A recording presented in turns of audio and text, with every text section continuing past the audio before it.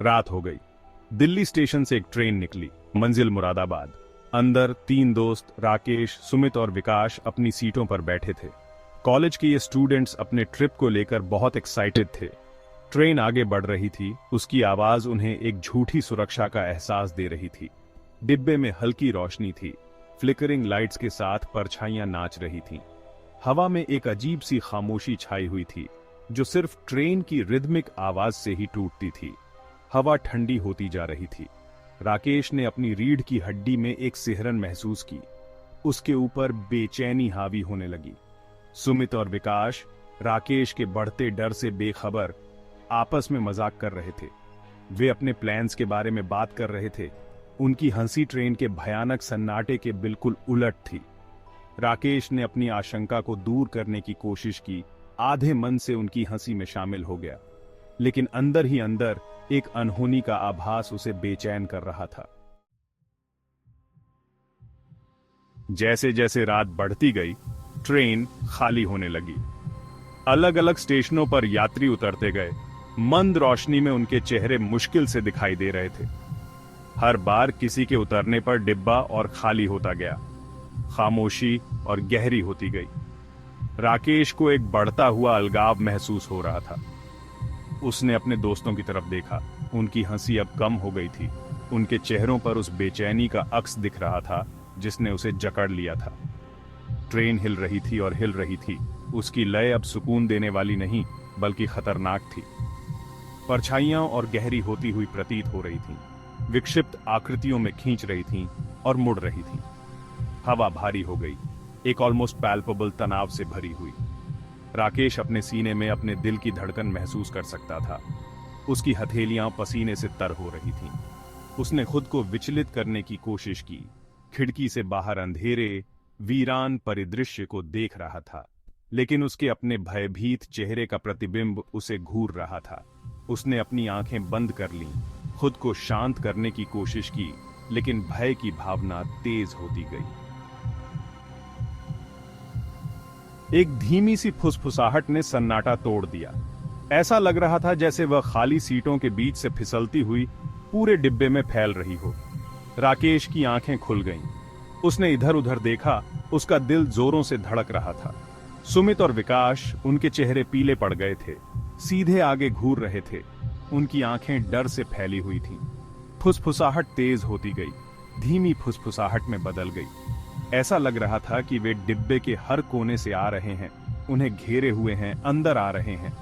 राकेश शब्दों को समझ नहीं पा रहा था, लेकिन आवाजें ठंडी थीं, एक प्राचीन दुहुक से भरी हुई थीं, जिससे उसकी रीढ़ की हड्डी में सिहरन दौड़ गई।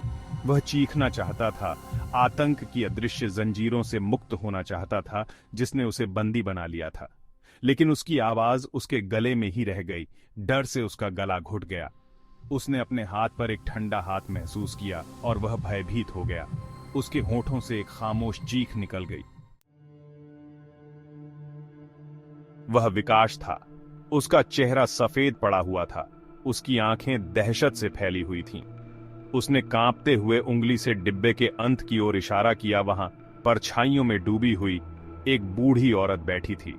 झुर्रियों से भरा उसका चेहरा, जो एक सफेद साड़ी से ढका हुआ था, प्राचीन दूह का मुखौटा था।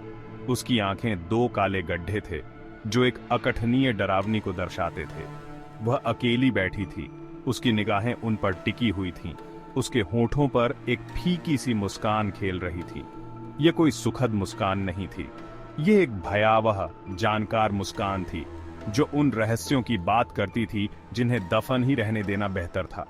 राकेश ने एक ठंडी दहशत को अपनी रीढ़ की हड्डी तक रेंगते हुए महसूस किया, जो उसके दिल को बर्फीली उंगलियों की तरह जकड़ रही थी। फुसफुसाहटें तेज हो गईं। बूढ़ी औरत के चारों ओर एक खतरनाक हवा की तरह घूम रही थी। वह केंद्र बिंदु लग रही थी। उन ठंडी फुसफुसाहटों का स्रोत जो पूरे डिब्बे में गूंज रही थीं। राकेश अपनी निगाहें हटाना चाहता था। उसकी खोखली आंखों की सम्मोहक निगाहों से मुक्त होना चाहता था, लेकिन वह नहीं कर सका। वह फंस गया था। उसकी निगाहें उसकी निगाहों पर टिकी हुई थीं। उसका शरीर डर से जम गया था। भाग 5। परछाइयों में एक आकृति। ट्रेन अचानक हिंसक रूप से हिली, जिससे राकेश अपनी बेहोशी से बाहर आ गया। उसने पलकें झपकाईं और बूढ़ी औरत गायब हो गई थी। गायब हो गई, मानो वह कभी थी ही नहीं, लेकिन फुसफुसाहट बनी रही। अब धीमी है, लेकिन फिर भी है। उसकी उपस्थिति की एक निरंतर ठंडी याद दिलाती है। क्या तुमने वह देखा? विकास फुसफुसाया। उसकी आवाज कर्कश थी। सुमित ने सिर हिलाया। उसका चेहरा पीला पड़ गया। उसकी आंखें उस दहशत से फैली हुई थीं जो राकेश के जैसी ही थी। इससे पहले कि कोई दूसरा शब्द बोल पाता, एक खून जमा देने वाली चीख हवा में चीरती हुई गूंज उठी। ये डिब्बे के सबसे अंत से आई थी, जहां बूढ़ी औरत बैठी थी। राकेश का खून ठंडा हो गया। उसने धीरे से अपना सिर घुमाया।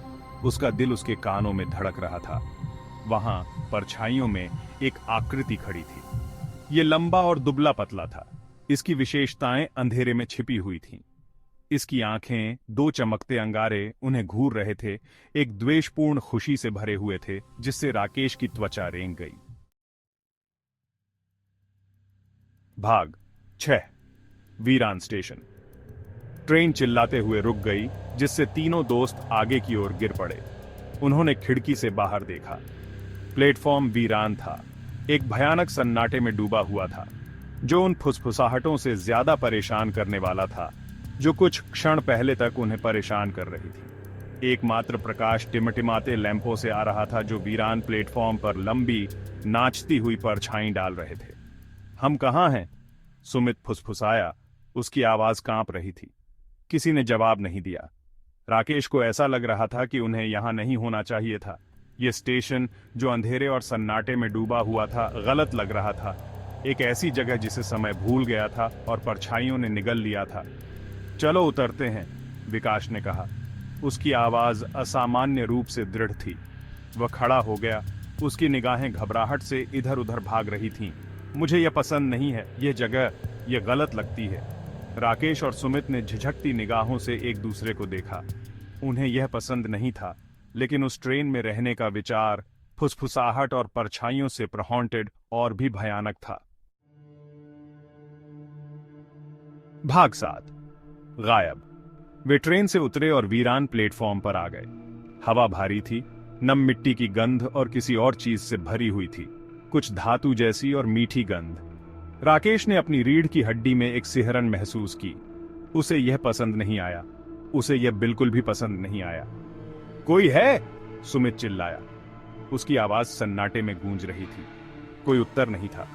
सन्नाटे में उनके अपने डर की गूंज ही गूंज रही थी। वे प्लेटफॉर्म के साथ चलने लगे।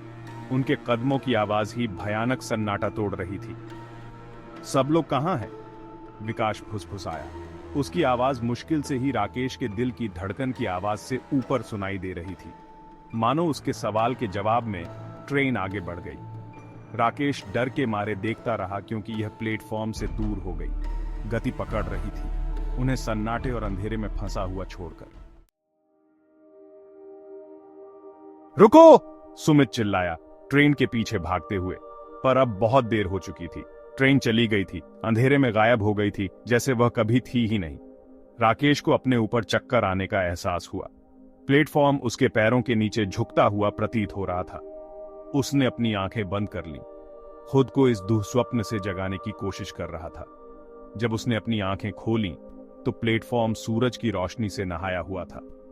हवा में चिड़ियों के चहचहाने और लोगों की दूर से आती बातचीत की आवाजें गूंज रही थीं। राकेश ने इधर उधर देखा। उसका दिमाग उस दुःस्वप्न को समेटने के लिए संघर्ष कर रहा था, जो उसने अभी अभी अनुभव किया था, और उस सामान्यता के साथ जो उसे घेरे हुए थी। उसने देखा कि सुमित और विकास एक बेंच पर बैठे हैं, हंस रहे हैं और मजाक कर रहे हैं, जैसे वे अपना नाश्ता कर रहे हों। जैसे ही वह पास आया, उन्होंने ऊपर देखा। उनके चेहरे चिंता से सिकुड़े हुए थे। राकेश, क्या तुम ठीक हो? सुमित ने पूछा। उसका माथा सिकुड़ा हुआ था। तुम ऐसे लग रहे हो जैसे तुमने भूत देख लिया हो। राकेश ने अपना सिर हिलाया, डर और भ्रम के लिंगरिंग कॉबवेब्स को दूर करने की कोशिश कर रहा था। मुझे नहीं पता, वह हकलाया। मुझे लगा, मैंने देखा। वह रुक गया। अनिश्चित था कि उसने जो दुःस्वप्न अभी अभी अनुभव किया था, उसे कैसे समझाया जाए। वह फुसफुसाहट बूढ़ी औरत वीरान स्टेशन को कैसे समझा सकता था जब वह खुद ही अपनी ओनली सैनिटी पर संदेह करने लगा था। सुमित ने उसके कंधे पर थपथपाया। तुम बहुत ज्यादा पढ़ाई कर रहे हो, उसने कहा। उसकी आवाज चिंता से भरी हुई थी। तुम्हें आराम करने की जरूरत है। चलो कुछ नाश्ता करते हैं। विकास ने सहमति में सिर हिलाया। हाँ, एक अच्छा भोजन तुम्हें अच्छा लगेगा। राकेश ने उन्हें खाने के स्टॉल की ओर ले जाने दिया। उसका दिमाग अभी भी घूम रहा था। क्या यह सब एक सपना था? उसकी अति सक्रिय कल्पना का एक अंश। उसने प्लेटफॉर्म पर वापस देखा जो अब लोगों से भरा हुआ था, और एक पल के लिए वह कसम खा सकता था कि उसने परछाइयों में हलचल देखी थी। दिन हफ्तों में बदल गए और ट्रेन में बिताई उस रात की याद फीकी पड़ गई, दुःस्वप्न के दायरे में चली गई। राकेश ने खुद को अपनी पढ़ाई में झोंक दिया। फुसफुसाहट बूढ़ी औरत उस रात उसे जकड़ लेने वाले आतंक को भूलने की कोशिश कर रहा था। एक शाम जब वह स्थानीय अखबार देख रहा था तो उसकी नजर अंदर दबे एक छोटे से लेख पर पड़ी। हेडलाइन ने उसकी रीढ़ की हड्डी में एक सिहरन भेज दी। ट्रेन यात्रियों के रहस्यमय ढंग से गायब होने का मामला अनसुलझा। लेख में एक ऐसी ट्रेन के बारे में बताया गया था जो कुछ हफ्ते पहले पटरियों से गायब हो गई थी। कोई जीवित बचा नहीं था। अधिकारी हैरान थे। उनके पास इस बात का कोई स्पष्टीकरण नहीं था कि एक ट्रेन कैसे पतली हवा में गायब हो सकती है। राकेश ने एक ठंडी दहशत को अपनी रीढ़ की हड्डी तक रेंगते हुए महसूस किया। लापता होने की तारीख उस रात से मेल खाती थी जो उसने उस ट्रेन पर बिताई थी। उसने लेख को फिर से पढ़ा। हर शब्द उसकी ध्यान से निर्मित वास्तविकता की भावना के लिए एक हथौड़े के प्रहार की तरह था। यह कोई सपना नहीं था, यह सच था। उसने सुमित और विकास को लेख दिखाया। उनके चेहरे पर उसकी अपनी दहशत दिखाई दे रही थी। उन्हें उस रात की याद आई। उन्हें फुसफुसाहट, बूढ़ी औरत, वीरान स्टेशन की याद आई। उन्हें आतंक की याद आई। उस रात जो हुआ उसकी सच्चाई एक रहस्य बनी रही, एक भयानक पहेली जो उनके सपनों को सताती रही। क्या उन्होंने ये सब कल्पना की थी या वे किसी भयावह चीज पर ठोकर मार चुके थे जो मानवीय समझ के दायरे से परे थी? ये सवाल अनुत्तरित रहा। एक ठंडी याद दिलाता है उस रात की जब उनका सामना भूतिया ट्रेन से हुआ था।